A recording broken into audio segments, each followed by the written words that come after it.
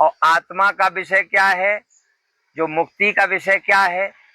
मुक्ति का विषय उसे कहते हैं कि आत्मा जैसी आई थी और वैसी जा सकती है, और जब तक पाप पुण्य है तो ये 3 लोक को पार नहीं कर सकती।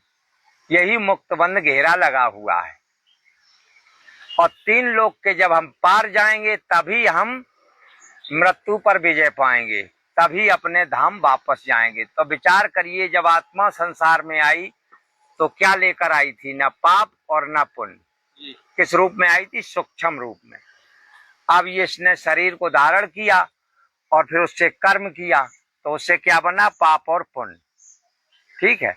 अब वो पाप पुण्य का बोझ, चाहे पुण्य अधिक हो या पाप हो, दोनों में से दोनों बीच जन्म मरण के लिए है। जैसे पुण्य ज्यादा है, जैसे ज्यादा पाप है, तो आपको योनि बदल गई, कुत्ता योनि में गया जीव, तो अब पाप के कारण वो डंडे खा रहा है, ठंडी में सिकुड़ रहा है, बरसात में भींज रहा, कोई दरवाजे नहीं बैठने देता, मार डंडा भगा देता, कोई टुकड़ा नहीं देता, कहीं इसका चूल्हा झांकते, कहीं उसकी थाली में मुंह मारते, कहीं वहां से कहीं मांस खाते, कहीं भ्रष्टा खाते, कितना जीवन नरक। और जिनने पुण्य अर्जित किया वो भी कुत्ता योनि में गया किसी कारण बस। तो जिसका पुण्य ज्यादा है, जिसका थोड़ा पुण्य है और कुत्ता योनि में गया, तो उसे पाल लेगा, कोई भरपेट रोटी देगा। और ज्यादा पुण्य है तो वो भी पाला जाएगा, तो उसे लोग बेड में पड़ाएंगे, 4 बार नहलाएंगे और उसमें जुआ लीक नहीं होने देंगे, और उसके बाद उसे मारुति कार में बैठ के घुमाएंगे कि नहीं? मुंह भी चटवा लेंगे। ऐसा भी करते हैं, खूब चुम्मी लेते हैं, चाटते हैं, पहुंचते। तो अब बताओ, तो वो उनके ऊपर चढ़ा हुआ, तभी वो सेवा कर रहे हैं।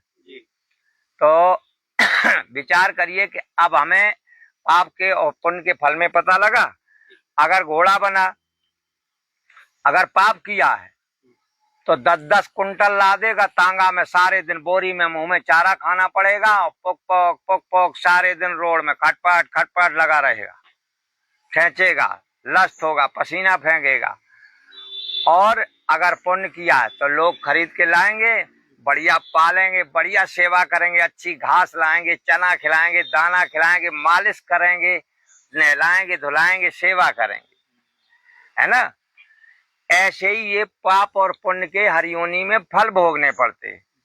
ठीक है, चाहे वो पुण्य का हो, बिना भोगे मिट नहीं सकता, और चाहे पाप का हो।